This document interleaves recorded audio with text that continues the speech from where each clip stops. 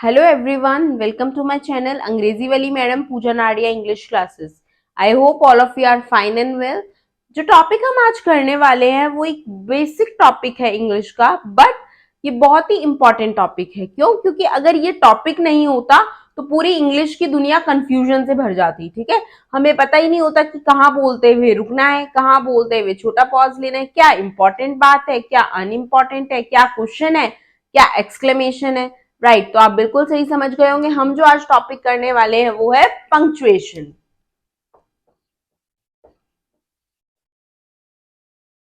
तो ये तो हम सब मानते ही हैं कि अगर पंक्चुएशन या पंक्चुएशन मार्क्स नहीं होते तो हमारी लैंग्वेज कितनी कंफ्यूजिंग हो जाती। लिखते हुए हमें पता ही नहीं चलता कहाँ नया सेंटेंस शुरू हुआ है, कहाँ फुल स्टॉप है, कहाँ लिस्ट की बात हो रही है, कॉमा है, क्या प्रश्न है, क्या उत्तर है, हमें कुछ समझ ही नहीं आता। तो इन कंफ्यूजन को दूर करने के लिए आए पंक्चुएशन मार्क। और अब हम आज बात करेंगे पंक्चुएशन मार्क्स की कि कौन सा पंक्चुएशन मार्क कहाँ यूज होता है और किस तरह से इसको हम यूज करते हैं। तो शुरू करते हैं हमारा आज का सेशन जो है पंक्चुएशन के बारे में। तो सबसे पहले हम बात करेंगे डेफिनेशन की।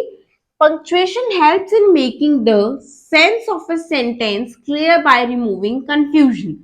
मतलब पंक्चुएशन हेल्प करता है हमें सेंटेंस की क्लियर सेंस, यानी क्लियर मीनिंग क्या है, सेंटेंस में कहना क्या चाह रहे हैं हम, बिना किसी कंफ्यूजन को रिमूव करके। तो कौन कौन से मार्क्स होते हैं पंक्चुएशन के, पहले हम उसकी बात करते हैं, फिर हम इनको डिटेल में करेंगे एक एक करके। सबसे पहले कॉमा, इसका मार्क होता है ये semi colon, colon, full stop, mark of interrogation, mark of exclamation, quotation marks और इन्वर्टेड कॉमास, एफस्ट्रफी और डैश। ठीक है, आप साथ साथ नोट्स बनाते रहिएगा बिकॉज ये आपको बहुत हेल्प करेंगे आगे जब भी आप इस टॉपिक को करेंगे जब। ठीक है, तो आई होप आपको डेफिनेशन क्लियर है और कौन कौन से पंक्चुएशन मार्क्स हैं ये क्लियर है। अब हम बात करेंगे सबसे पहले कॉमा से। शुरू करते हैं कॉमा के साथ कि किस तरह से कॉमा का यूज होता है सेंटेंस में और क्या इसका पर्पस है। सबसे पहले बात करेंगे हम कॉमा की और इसके यूजेस की।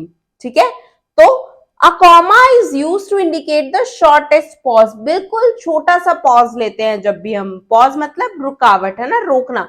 जब हम बिल्कुल हल्का सा रुकते हैं कहीं भी तो हम वहां पर कॉमा यूज करते हैं जहां हमें थोड़ा सा रुकना होता है। जैसे कि टू शो, अब पहला यूज क्या है कॉमा का, to show a series of words. जब भी हम एक सीरीज लिस्ट की बात करते हैं वर्ड्स की तो हम कॉमा को यूज करते हैं। I carry books, notebooks, water bottle and a lunch box in my school bag। ठीक है, अब यहाँ पे सीरीज है वर्ड्स की या चीजों की लिस्ट है। बुक्स, क्या क्या लेके जाती हूँ मैं अपने स्कूल बैग में, बुक्स, नोटबुक्स, वाटर बॉटल और एक लंच बॉक्स। ठीक है, तो इस सीरीज को हमने कॉमा से सेपरेट किया। व्हीट, मेज, corn, millet, pulses etc are grown in our fields। अब ये लिस्ट है कौन कौन सी क्या क्या उगता है हमारे खेतों में, व्हीट, मेज, कॉर्न, मिलेट, पल्सेस। ठीक है, तो ये क्या है, लिस्ट है पूरी वर्ड्स की। तो ये पहला यूज है मेरे कॉमा का कि हम कहां पर यूज करते हैं कॉमा को, जहां पर हम सीरीज ऑफ वर्ड्स की बात करते हैं। नेक्स्ट यूज है कॉमा का follow a noun of address. जब भी हम नाउन को एड्रेस करते हैं तो नाउन के नाम के बाद हम एक छोटा सा पॉज लेते हैं और फिर हम आगे बोलते हैं। जैसे कि Anil, open your book and start reading chapter 5। अब ये नाउन है, अनिल यहाँ पर प्रॉपर नाउन है और मैं इसको क्या कह रही हूँ, अपनी बुक खोलो और चैप्टर 5 पढ़ना शुरू करो। ठीक है, तो अब मैंने क्या किया, कॉमा यूज किया बिकॉज मैं एड्रेस कर रही हूँ यहाँ पे। Boys do not make noise here. Boys यानी कॉमन नाउन, सब लड़कों की बात हो रही है, तो मैं क्या एड्रेस कर रही हूँ, मैं एड्रेस कर रही हूँ नाउन को, do not make noise here. ठीक है, तो किसको बोल रही हूँ मैं, बॉयज को। तो यहाँ पर मैंने कॉमा यूज किया है। तो जब भी हम नाउन को एड्रेस करते हैं, नाउन को बुलाते हैं, तो नाउन के बाद कॉमा लगाकर हम सेंटेंस को आगे कैरी फॉरवर्ड करते हैं। ठीक है, आई होप आपको सेकेंड यूज भी क्लियर है कॉमा का। नेक्स्ट यूज है कॉमा का to demarcate the phrases in apposition. Now apposition में क्या होती हैं फ्रेजेस, जनरली क्या होता है, जब भी नाउन के बारे में यानी किसी एक नाउन के बारे में हमें कोई भी दो वर्ड या फ्रेज दी होती है सेंटेंस में तो उन्हें हम फ्रेजेस इन अपोजिशन कहते हैं। सपोज हम नाउन के बारे में कोई और डिटेल भी दे रहे हैं सेंटेंस में तो उस डिटेल को हम कंजक्शन से नहीं जोड़ते, कोई भी कंजक्शन हम नहीं यूज कर रहे हैं वहां पे एंड या कुछ भी, तो वो फ्रेजेस होती है फ्रेजेस इन अपोजिशन। नाउ अब हम बात करेंगे कॉमा के यूज की। रितेश, ऑब्वियसली हम नाउन को एड्रेस कर रहे हैं, नाउन के बारे में बात कर रहे हैं, तो कॉमा है। माय कजिन, मेरा कजिन, ठीक है, तो ये क्या हो गई, ये होती है फ्रेजेस इन अपोजिशन जिसमें हम कॉमा यूज करते हैं। Has secured first position in the class, ठीक है, हम नाउन के बारे में बात कर रहे हैं, सेम नाउन, रितेश क्या है, मेरा कजिन भी है, तो ये दोनों क्या हो गए, माय कजिन एक फ्रेज हो गया, रितेश एक नाउन हो गया, प्रॉपर नाउन है, तो ये फ्रेजेस इन अपोजिशन है। Mister Bhatia, our new principal, is a learned man, ठीक है, मिस्टर भाटिया जो हमारे नए प्रिंसिपल हैं, ये क्या हो गए, ये एक नाउन है, mister Bhatia proper noun. Our new principal, again we are talking about the same person, ठीक है, और ये फ्रेज है तो इज अ लर्नेड मैन। तो जब भी हम डिमार्केट यानी जब भी हम बात करते हैं फ्रेजेस इन एपोजिशन की, तो हम यूज करते हैं कॉमा को।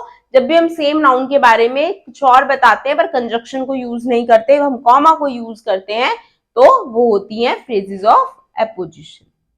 तो अब हम बात करेंगे कॉमा के लास्ट यूज की। The conditional clause in a sentence, जब भी कोई सेंटेंस यानी वाक्य कोई भी किसी भी कंडीशन को दर्शाता है, किसी भी स्थिति को दर्शाता है, तो हम वहां पर कॉमा यूज करेंगे कंडीशनल सेंटेंसेस में, ठीक है, जैसे कि इफ आई वर यू, अब ये कंडीशन है, अगर मैं तुम्हारी जगह होती, condition, I would have help him, मैं उसकी मदद करती, कंडीशन है ना, कब करती मैं मदद, तुम्हारी जगह पर होती तब। As the snake came out of its hole, all the small animals ran for cover. जैसे ही सांप बिल से बाहर आया, कंडीशन है एक, all the small animals ran for cover, सारे छोटे जानवर छुपने के लिए भागने लग गए इधर से उधर से, ठीक है, छुपने की जगह ढूंढने लग गए। कब ढूंढने लग गए, जब सांप बिल से बाहर आया, ठीक है। तो कंडीशनल क्लॉज जो होते हैं, कंडीशनल क्लॉज जो होते हैं हमारे सेंटेंस के, मतलब जो किसी कंडीशन को दर्शाते हैं, स्थिति को, उनको सेंटेंस से अलग करने के लिए भी हम कॉमा को यूज करते हैं। आई होप आपको कॉमा के यूजेस क्लियर है। अब हम बात करेंगे सेमीकोलन की। अब बात करेंगे सेकंड पंक्चुएशन मार्क की, जो है सेमीकोलन, हिंदी में इसे बोलते हैं हम अर्धविराम। कॉमा क्या था, हमने पढ़ा था, एक छोटा सा पॉज होता है जब भी हम कोई भी लिस्ट देते हैं किसी भी चीज की, उसको सेपरेट करने के लिए हम कॉमा का यूज करते हैं। तो सेमीकोलन का यूज होता है जहां पे हम दो शब्द जो आपस में बहुत क्लोज हैं, या फिर बात क्लोज है मतलब कि पास हैं, दो शब्द जो एक दूसरे से बहुत ज्यादा जुड़े हुए हैं वो, या फिर ऐसे दो वाक्य जो आपस में रिलेटेड है, उन्हें सेपरेट करने के लिए हम यूज करते हैं सेमीकोलन को, ठीक है। जैसे कि सपोज हम एग्जांपल्स की बात करते हैं, पहले डेफिनेशन देखते हैं। A semicolon indicates a bigger pause than that represented by a comma. जो कॉमा से ज्यादा हमें पॉज दिखाते हैं कि हमें थोड़ा सा और ज्यादा रुकना होता है यहाँ पे।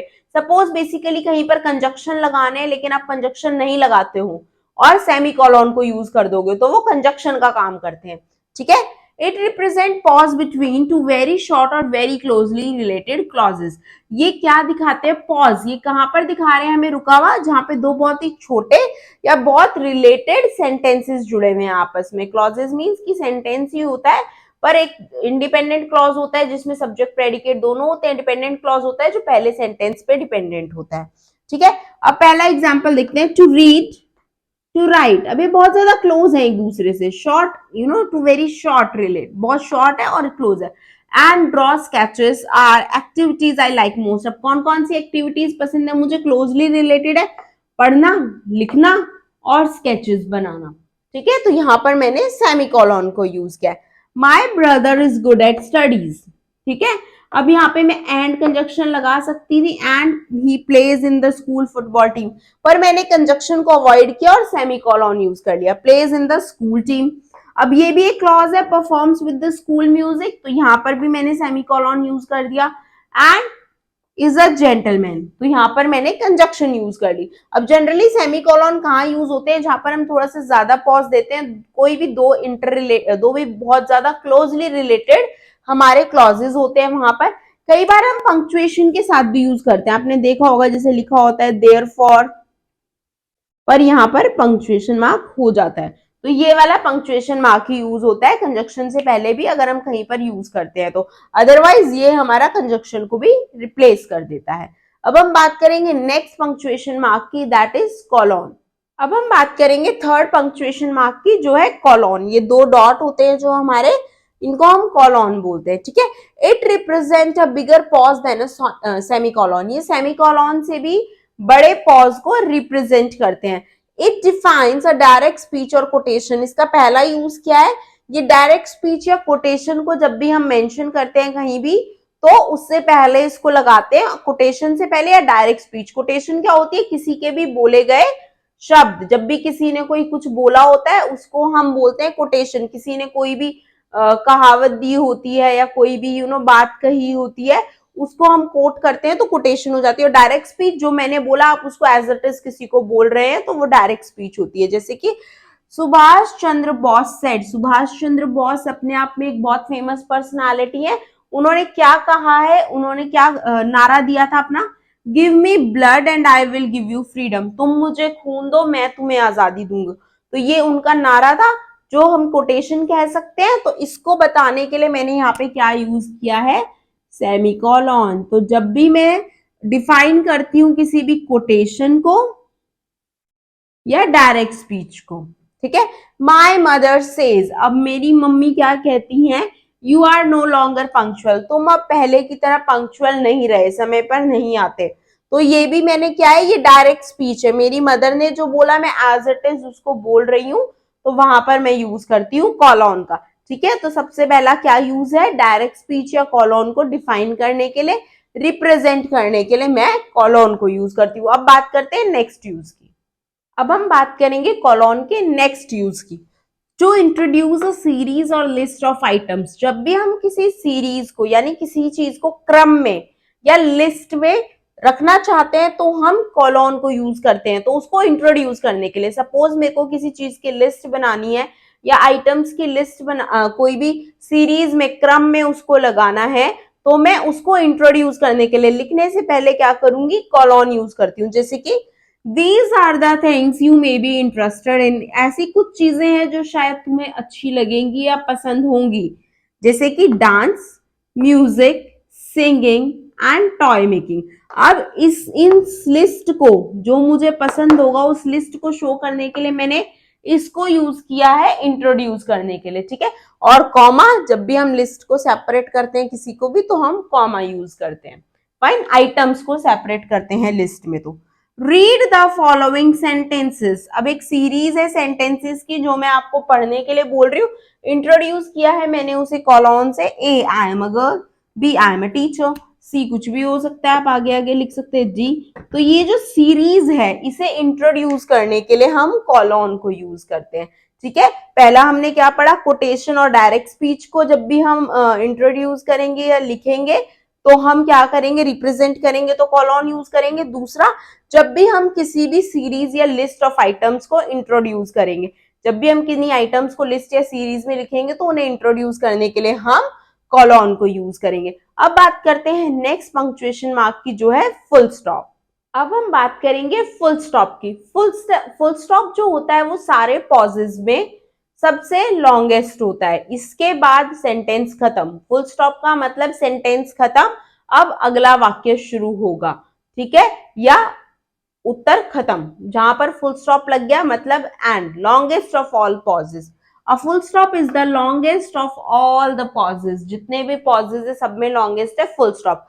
फुल स्टॉप का पहला यूज क्या है, mark the end of affirmative and negative sentences. ये जो भी पॉजिटिव या नेगेटिव सेंटेंसेस होते हैं उनके एंड को मार्क करता है, मतलब बताता है कि सेंटेंस एंड हो चुका है। जैसे कि आई am quite healthy and happy, ये क्या है, अफर्मेटिव सेंटेंस है, ठीक है, पॉजिटिव सेंटेंस है।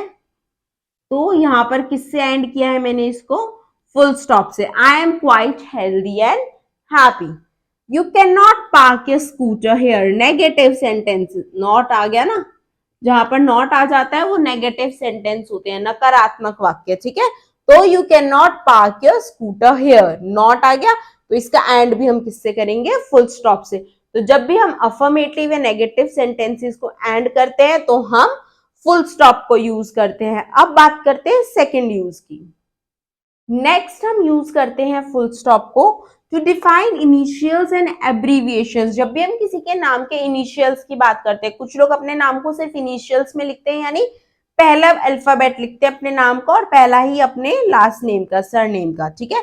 और एब्रीविएशंस, जब भी हम कुछ शॉर्ट फॉर्म में लिखते हैं, एब्रीविएशंस में लिखते हैं, तो हम फुल स्टॉप का यूज करते हैं। जैसे ए के फॉर अक्षय कुमार, सपोज किसी का नाम अक्षय कुमार है और वो ए डॉट के डॉट लिखते हैं, तो फुल स्टॉप होते हैं हमारे, ए डॉट के फुल स्टॉप हो गया ना, ए फुल स्टॉप के फुल स्टॉप, तो ये इनिशियल्स को दर्शाता है, ठीक है, कि किसी ने अपने फर्स्ट नाम को क्या है, इनिशियल्स में लिख लिया, मतलब बिगनिंग जो होती है, इनिशियल मीन्स बिगनिंग, तो जो जो उनके फर्स्ट नेम और लास्ट नेम का फर्स्ट लेटर था उन्होंने वो लिखा है, तो उनके साथ हम फुल स्टॉप यूज करते हैं।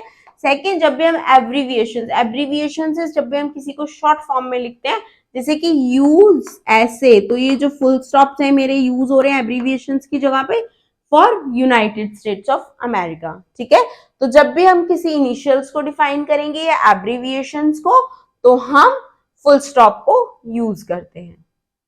नेक्स्ट पंक्चुएशन मार्क है मेरा मार्क ऑफ इंटेरोगेशन, यानी question mark. It indicates the end of question, जब भी किसी प्रश्न का एंड होता है, यानी हम किसी से कुछ पूछ रहे हैं और फिर हम उसको एंड कर रहे हैं सेंटेंस को, एंड ऑफ अ क्वेश्चन, प्रश्न पर हमने वाक्य को एंड किया है, तो हम मार्क ऑफ इंटेरोगेशन यूज करते हैं, दैट इज क्वेश्चन मार्क, ठीक है। हु आर यू, तुम कौन हो, व्हाट आर यू डूइंग, तुम क्या कर रहे हो, आर यू श्योर, क्या तुम श्योर हो, क्या तुम्हें यकीन है, will you fetch me a glass of water, क्या तुम मुझे एक गिलास पानी लाकर दोगे, ठीक है। तो ये सब क्या है, जब भी हम किसी से कोई भी प्रश्न पूछते हैं, प्रश्नवाचक वाक्य है, उनको हम किस पे एंड करते हैं, क्वेश्चन मार्क पर, इस पंक्चुएशन मार्क पर हम एंड करते हैं अपने प्रश्नों को, और वहां पर हम मार्क ऑफ इंटेरोगेशन को यूज करते हैं। आई होप आपको मार्क ऑफ इंटेरोगेशन क्लियर होगा, बहुत ही इजी है, बहुत ही सिंपल है। जब हम सेंटेंस करते हैं तो भी हम इसके बारे में पढ़ते हैं कि इंटेरोगेटिव सेंटेंसेस के एंड में क्या होता है, क्वेश्चन मार्क लगता है। इंटेरोगेटिव सेंटेंस क्या, जहां पर हम क्वेश्चन पूछ रहे हैं, तो एंड ऑफ अ क्वेश्चन, जहां पर भी किसी प्रश्न का अंत होगा वहां पर मार्क ऑफ इंटेरोगेशन लगता है। अब हम बात करेंगे नेक्स्ट पंक्चुएशन मार्क की, जो है मार्क ऑफ एक्सक्लेमेशन। एक्सक्लेमेशन यानी विस्मयादि बोधक, है ना, विस्मयादि बोध। नौ विस्मयादि बोधक वाक्य कौन से होते हैं, एक्सक्लेमेटरी सेंटेंसेस, जो हमारी फीलिंग्स को एक्सप्रेस करते हैं, खुशी, दुख, सरप्राइज, अचंभित होना, खुश होना, दुखी होना, इनके लिए हम एक्सक्लेमेटरी सेंटेंसेस को यूज करते हैं, ठीक है। विस्मयादि बोधक वाक्य, जहां पर भी हम अपनी फीलिंग्स की बात करते हैं, इमोशंस की बात करते हैं, ठीक है। Indicates the end of an exclamatory word, phrase, sentence, मतलब कि ये कहां पर यूज होते हैं, एंड में, एक्सक्लेमेटरी वर्ड हो या फिर सेंटेंस हो, या तो हमारा विस्मयादि बोधक शब्द हो या वाक्य हो, तो वहां पर हम इनको यूज करते हैं। जैसे कि लॉन्ग लिव द किंग, अब ये क्या है, महाराज की जय हो, तो ये क्या है, एंड में हमने एक्सक्लेमेटरी मार्क्स यूज किया। Hurray, we have done it, अब ये क्या है, एक्सक्लेमेटरी वर्ड है, इंटरजेक्शंस बोलते हैं इनको, हम इंटरजेक्शंस पर भी एक वीडियो करेंगे हम डिटेल में। Hurray, we have done it, hurray हमारी खुशी की फीलिंग को दिखाता है कि हुर्रे, हमने, शाबाश या वाह, हमने ये काम कर लिया। Oh I lost my purse, again exclamatory word के बाद पंक्चुएशन मार्क यूज किया है मैंने। ओ मतलब कि मैं बहुत दुखी हूं, उदास हूं कि मेरा पर्स गुम हो गया, ठीक है। तो जब भी हम कोई भी फीलिंग और एक्सप्रेशन को शो करते हैं, यानी एक्सक्लेमेटरी वर्ड या सेंटेंस को यूज करते हैं, तो हम मार्क ऑफ एक्सक्लेमेशन यूज करते हैं, ठीक है। तो आई होप आपको 6 टाइप क्लियर है मार्क ऑफ एक्सक्लेमेशन। जब भी हम एक्सक्लेमेटरी वर्ड या सेंटेंस को यूज करेंगे, तो उसके एंड में हम, या फिर उस वर्ड के बाद हम एक्सक्लेमेटरी मार्क को यूज करते हैं, इसको हम एक्सक्लेमेटरी मार्क बोलते हैं, ठीक है। अब बात करते हैं नेक्स्ट पंक्चुएशन मार्क की। नेक्स्ट पंक्चुएशन मार्क है मेरा मार्क्स ऑफ कोटेशन और इन्वर्टेड कॉमास। जनरली बहुत लोग इनमें कंफ्यूज होते हैं, पर आज हम इस कंफ्यूजन को बिल्कुल दूर कर देंगे। मार्क्स ऑफ कोटेशन क्या होते हैं, ये दो वाले कॉमा है ना, दो कॉमास हैं, लगते हैं ऊपर ही है सेंटेंस के, ठीक है। जहां पर डबल है वो मार्क ऑफ कोटेशन होते हैं, जहां पे सिंगल है वो इन्वर्टेड कॉमास होते हैं, ठीक है। हमें कंफ्यूज नहीं होना है कोटेशन मार्क्स और इन्वर्टेड कॉमास में। सबसे पहले तो जहां पर डबल कॉमास होते हैं वो कोटेशन मार्क्स होते हैं, और इन्वर्टेड कॉमास सिंगल होते हैं। Mark of quotation indicate a direct speech और the actual words of the speaker. अब ये कहाँ यूज होते हैं, जब भी हम स्पीकर के डायरेक्ट वर्ड्स को कोट करते हैं, यानी डायरेक्ट स्पीच में जब भी सपोज मैंने कुछ बोला, आप किसी को बता रहे हैं, एज इट इज बोलते हैं, तो आप डबल कॉमास के साथ लिखकर उसको बताएंगे डायरेक्ट स्पीच। आपने डायरेक्ट इनडायरेक्ट स्पीच किया होगा, तो डायरेक्ट स्पीच के लिए हम इन डबल कॉमास को यूज करते हैं मार्क्स ऑफ कोटेशन को। इन्वर्टेड कॉमास कहाँ यूज होते हैं? Enclose the part to be emphasized within a sentence.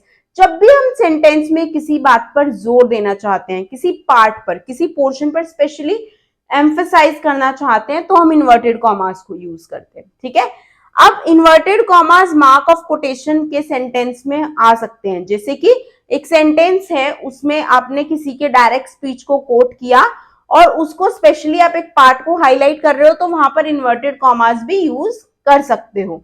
ठीक है, तो आपको डिफरेंस समझ आ गया। मार्क ऑफ कोटेशन, जब भी हम किसी के वर्ड्स को एज इट इज बोलते हैं तो डबल कॉमा लगाकर लिखेंगे। हम एग्जांपल देखते हैं।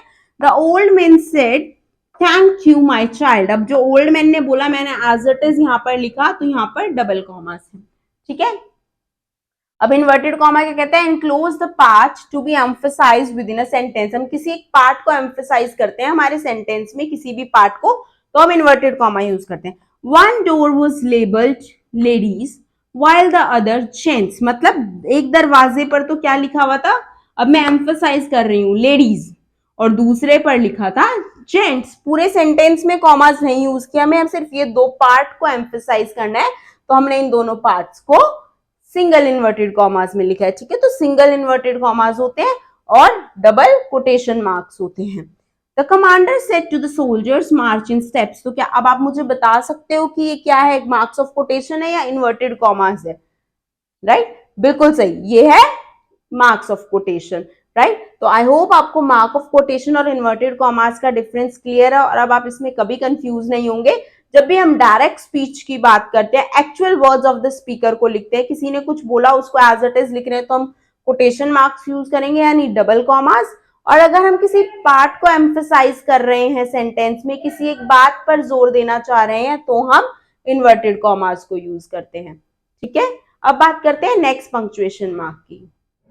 नेक्स्ट पंक्चुएशन मार्क है मेरा अपॉस्ट्रोफी। ये होता है अपर कॉमा, इसका मतलब होता है का, के, की। ये किसी की भी पोजेशन को शो करता है, इसके साथ हम ये लगाते हैं अपॉस्ट्रोफी एस, यानी का, के, की। कोई चीज, कोई भी पर्सन किसी को बिलोंग करता है, यानी to indicate that a thing और पर्सन बिलोंग्स टू समवन, की कोई भी चीज, मतलब बेसिकली जो मेरी नाउन है वो किसी को बिलोंग करती है। जैसे कि he introduce me to his friend's sister at the party. उसने मुझे किससे इंट्रोड्यूस किया पार्टी में?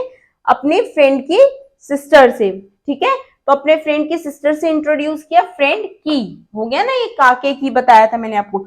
My neighbour's dog barked at the stranger. मेरे पड़ोसी का जो डॉग है वो किस पे बार्क कर रहा था, किस पे भौंक रहा था? स्ट्रेंजर पर। तो नेबर्स का डॉग। तो का, के, की को जब हम शो करते हैं, तो पहला मेरा क्या है अपॉस्ट्रोफी का यूज, या रूल, कि जब भी मैं किसी नाउन को दिखाती हूँ वो किसी को बिलोंग करती है, का, के, की, तो मैं अपॉस्ट्रोफी एस को यूज करूंगी, या अपॉस्ट्रोफी को एस के साथ यूज करूंगी to indicate it is a possession of someone. Right, अब हम बात करेंगे नेक्स्ट यूज की। नेक्स्ट यूज है अपॉस्ट्रोफी का in short forms to indicate that letters और फिगर हैव बीन ओमिटेड, यानी ओमिशन ऑफ लेटर्स। जब भी कई बार हम हमारे लेटर्स को ओमिट कर देते हैं, यानी हटा देते हैं, रिमूव कर देते हैं शॉर्ट फॉर्म में लिखने के लिए, तो वहां पर हम अपॉस्ट्रोफी को यूज करते हैं। जैसे he is a good boy, तो ही इज की जगह मैंने अपॉस्ट्रोफी और एस लगा दिया और बन गया मेरा omission of letter, short form, यहाँ पर अपॉस्ट्रोफी यूज हुआ है। दे हैव, तो they have gone out to play football. So they have को पूरा लिखने की बजाय मैंने ओमिट कर दिया एच, ए और ए को, यानी मैंने इन दो लेटर्स को हटा के एक अपॉस्ट्रोफी लगा दिया और दे हैव बना दिया। ठीक है, जैसे हम बोलते हैं आई एम, तो यहाँ पे हमने आई और एम का ए को मैंने ओमिट कर दिया और अपॉस्ट्रोफी यूज करके इसको आई एम बना दिया। राइट, तो जहां पर भी हम शॉर्ट फॉर्म्स बनाते हैं, ओमिशन ऑफ लेटर्स करते हैं, तो हम अपॉस्ट्रोफी को यूज करते हैं। अब बात करते हैं अपॉस्ट्रोफी के लास्ट यूज की। अपॉस्ट्रोफी का लास्ट यूज है to show the plural form of letters and figures. Letters यानी जो अल्फाबेट के लेटर्स होते हैं, अल्फाबेटिक लेटर्स, और नंबर्स, फिगर्स, इनका प्लूरल फॉर्म शो करने के लिए, जैसे your twos and threes will not count, तुम्हारे 2 और 3 की गिनती नहीं होगी। Cross out the a's and i's in the word, word में से ए और आई के जितने भी वर्ड है उन्हें सर्कल कर दो, क्रॉस आउट कर दो, काट दो, ठीक है। तो जब भी हम प्लूरल फॉर्म शो करते हैं किसी भी लेटर्स की या फिगर्स की, तो हम एपोस्ट्रोफी को यूज करते हैं। अब हम बात करेंगे हमारे लास्ट पंक्चुएशन मार्क की, जो है डैश। तो अब हम बात करेंगे हमारे लास्ट पंक्चुएशन मार्क की, जो है डैश, ठीक है। डैश का पंक्चुएशन मार्क होता है ये लाइन जो होती है हमारी, टू इंडिकेट अ कंक्लूजन। ये किस लिए यूज होता है? जब भी हम कोई निष्कर्ष या कोई अंत देना चाहते हैं, हम बताना चाहते हैं कि अंत में फाइनली ये हुआ, हम कंक्लूजन दे रहे हैं। मैन वर शाउटिंग, आदमी चिल्ला रहे थे। विमेन स्क्रीमिंग, औरतें चीख रही थी। चिल्ड्रन क्राइंग, बच्चे रो रहे थे। इट वॉज टोटल कियोस, मैंने क्या कंक्लूजन दिया इन सबका कि वह पूरी तरह से अव्यवस्थित था, व्यवस्था सही नहीं थी। You are such a voracious eater, voracious मतलब होता है पेटू। आप अपनी वोकैबुलरी में इस वर्ड को ऐड कर सकते हैं और अपने फ्रेंड्स के साथ यूज कर सकते हैं, वोरेशियस, ठीक है। तुम इतने बड़े पेटू हो, I don't think you can lose extra weight without dieting, कि तुम डाइटिंग के बिना अपना एक्स्ट्रा वेट कम नहीं कर सकते हो, ठीक है। तो मैंने एक कंक्लूजन दे दिया कि तुम इतने पेटू हो, कंक्लूजन क्या है कि तुम एक्स्ट्रा वेट लूज ही नहीं कर पाओगे डाइटिंग के बिना, यू शुड डू डाइटिंग, ठीक है। अब हम बात करेंगे नेक्स्ट यूज की, डैश के। नेक्स्ट यूज है डैश का, टू सेपरेट अ कमेंट और an afterthought from the rest of the sentence. जब भी हम किसी कमेंट को या फिर किसी हमारे विचार को रेस्ट ऑफ द सेंटेंस से अलग करना चाहते हैं तो हम डैश को यूज करते हैं। Suppose he never tells a lie, वह कभी झूठ नहीं बोलता। और सो ही सेड, और ऐसा उसने कहा। अब मैंने इस कमेंट को अलग कर दिया अपना स्टेटमेंट ऐड करके, ऐसा उसने कहा कि वह कभी झूठ नहीं बोलता। तो इन दोनों को सेपरेट करने के लिए मैंने क्या यूज किया? डैश को यूज किया। Although he didn't turn up for the meeting, जबकि वह मीटिंग के लिए नहीं आए, फॉर वट एवर रीजन, कोई भी कारण हो। अब ये आफ्टर थॉट को मैंने क्या कर दिया? आफ्टर थॉट है मेरा, मतलब उसके बाद जो मेरा विचार है, वो मीटिंग के लिए नहीं आया, उसके बाद मुझे क्या लगता है, कोई भी कारण रहा हो, he was going to be there at the party, वो पार्टी में तो आने वाले थे, ठीक है। तो यहाँ पर मैंने क्या किया, जब भी मैं कोई कमेंट को सेपरेट करती हूँ या कुछ भी आफ्टर थॉट यानी उसके बाद के जो भी विचार है मेरा, उसको रेस्ट ऑफ द सेंटेंस से अलग करती हूँ, तो मैं डैश को यूज करती हूँ। अब मैं दूंगी आपको प्रैक्टिस के लिए कुछ क्वेश्चन, जिसका आंसर आप करेंगे कमेंट बॉक्स में। अगर आपने इस वीडियो को यहाँ तक देखा है और आपको पंक्चुएशन का कॉन्सेप्ट क्लियर है, तो आपको एक क्विज जरूर अटेम्प्ट करना चाहिए। 3 क्वेश्चन है। Is your mother okay now? The teacher said 2 and 2 makes 4. There are the names of some wild animals: lion, tiger, fox, deer and elephant.